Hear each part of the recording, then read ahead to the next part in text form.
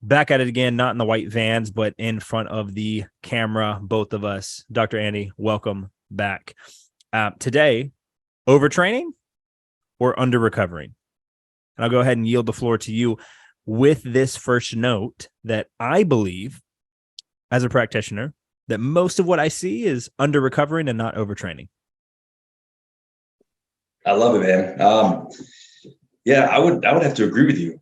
You and I talked a little bit about this prior to coming on here, and a lot of people just in the public, what they're doing at the gym, they're putting forth a really strong effort at the gym, but they're not doing stuff on the back end, right? Sleep's not great. What they're possibly putting into their body may not be enough, let alone the quality of what they're putting into their body. Too much screen time, stressful environments, maybe at work, maybe at home. A lot of factors in recovery that people, I don't think, are doing, like you said, as much. So, yeah, man. I think under recovery for sure is probably on the scale of things, has more to do with people feeling overtrained. Yeah.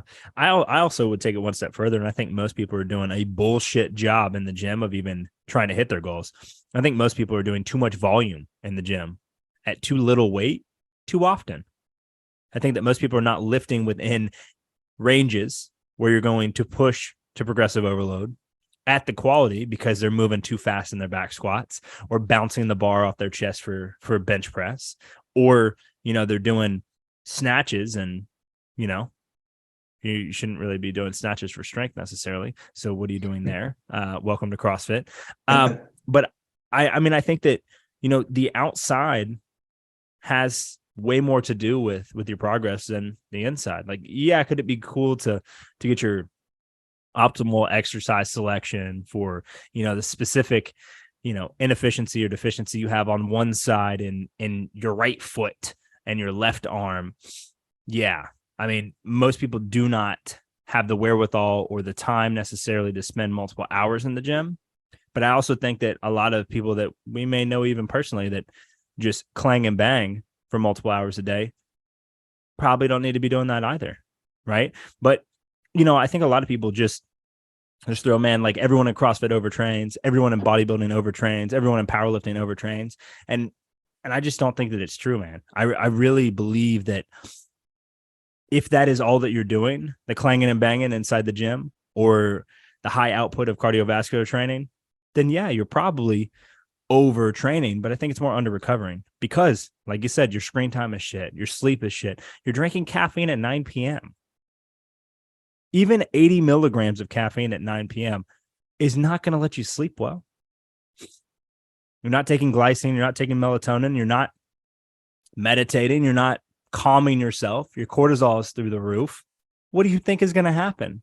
Oh, you think you're just going to lose body fat? That's not going to happen. Do you think most people walk around with adrenal gland fatigue? Yes. I think more people than even realize it are going through that. What are So what are because you had mentioned a lot of people are just going, CrossFit gym, an hour, right? Bodybuilding sesh, clanking and banging at the gym. So let's talk about a little bit. I just want to do the hormone thing just for a sec. So like cortisol, you had mentioned adenosine earlier before we hopped on, and that drowsiness, right, is primarily adenosine amino acid building up in the brain, right? And that makes us feel kind of heavy. Our eyelids start to droop. We start to lose focus, you name it. So we take caffeine, we take some of these energy drinks to pick that up. Well, that just flushes all that out of the brain that should naturally be there for us to fall asleep on time. Like you had said, so caffeine at night, boom, elicits cortisol, reduces adenosine in the brain, makes us wake up. We stop producing melatonin. So our sleep cycle is all off. And then we get on this vicious cycle of like constantly chasing energy. And once you lose sleep, you can never get it back, right? That's a fact. But you can break that cycle, James, by I think, starting with consistency. And I think for most people that starts with sleep. getting to bed at a consistent time, whatever that is for you. Right? What do you say to that? I would say that if you don't control your bedtime, you'll never do it. It's not about when you're waking. Although, is it solid to optimally optimize the optimal by waking up at the same time? Yeah, absolutely. But you can't beat lack of sleep by setting an alarm in the morning. You can beat lack of sleep or get closer to a place where you can start to flush yourself out and be in a better position with rest and recovery by setting a bedtime and a routine, right? I know it's not cool to not be out at the clubs. I know it's not cool to not be out running through the six, right? Chasing women, doing whatever in your 20s or 30s or whatever. But at the end of the day, if you're always, especially individuals that are staying up till 4 o'clock in the morning, which I have been one for a long time, right? You add alcohol in there. That's also another problem that people don't want to talk about. You ruin your gains for 7 days and one night out doing that. And it's not a glass of wine or a margarita. We're not talking about a single drink, although that does have an effect. Absolutely. It's all of the habits that go along with that. If you start to binge drink alcohol, your recovery automatically is going to drop through the floor, not just based on the alcohol, but combine that with a lack of sleep. Combine that with the fact that you're probably taking in caffeine in the middle of the night, jacking up your circadian rhythm. On top of that, you're probably also eating crap that you wouldn't eat normally if you'd gone to bed at the right time. Right? The fastest way for a rich man to be poor is to have so much time to spend his money. The same thing can be true here. The fastest way to wreck your health is to spend a ton of time doing things contra to what makes you healthy. If you have all the time in the world to mess around and run around doing things that don't set you up for success, what do you expect to happen in 6 weeks of doing that? Probably 2 or 3 times the damage that you can do benefit-wise in the same time. Would you say that, so for people doing less at the gym, right? Or even just keeping it the same, but just doing more on the back end. So I hear a lot in the gym setting is, oh, I'm tired, or like I sucked at this workout. We'll kind of stick in the CrossFit window because that's both your and I's kind of expertise for this model. You know, they didn't have as great a score on a short AMRAP or 15 minutes in a workout, and they just kind of felt fatigued. Usually their answer is, I need to do more monostructural conditioning, right? I need to do more to bump up my body's ability, where oftentimes you and I relate that to, man, how is all this stuff going on the back end outside of the gym, right?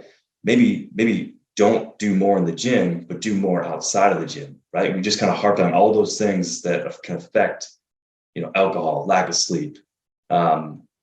These things can contradict, right, their gains in the gym. So I just want to make that very clear that sometimes it doesn't need to be more gym time or more things, more intent in the gym. Sometimes just get into the gym, awesome, great. But then putting a lot of your emphasis on what you do behind the scenes when nobody's looking, right, that isn't going to get you a score on the RX board, right? As far as those kind of things, we don't see. Success doesn't happen, under the bright lights, right? It happens in the dark when nobody's looking. So for myself, I know personally, I've overtrained. I felt overtrained a bunch, and it was because I was working out way too much, but I was also not doing enough. I wasn't sleeping well. I wasn't putting the nutrients in my body. And we tend to forget that everything that you eat doesn't necessarily get absorbed. Just because you're drinking water doesn't mean that your cells are absorbing it. It can flush your blood. Guess what?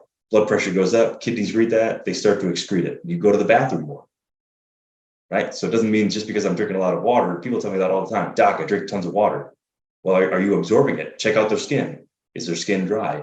Do they have black, bags under their eyes or dark bags under their eyes? Are they getting enough vitamins? Are they getting enough vitamins from whole foods? So many people, just rely on protein shakes, or they rely on supplements. Supplements, these things are meant to supplement with whole foods. So start there. A lot of these things combined, right, with what James was talking about earlier, taking care of your body outside of the gym is what's going to enhance your performance inside the gym without having to do more, without having to add more to your exercise regimen already. There it is. Couldn't have said it better. Boom. Boom, boom. We'll cut there.